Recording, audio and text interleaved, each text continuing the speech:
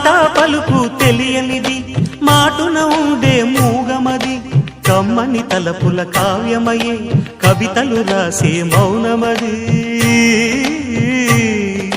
రాగల రోజుల ఊహలకి స్వాగతమిచ్చే రాగమది శృతిలయలరగని ఊపిరికి స్వరములు కూర్చే గానమది ఋతువుల రంగులు మార్చేది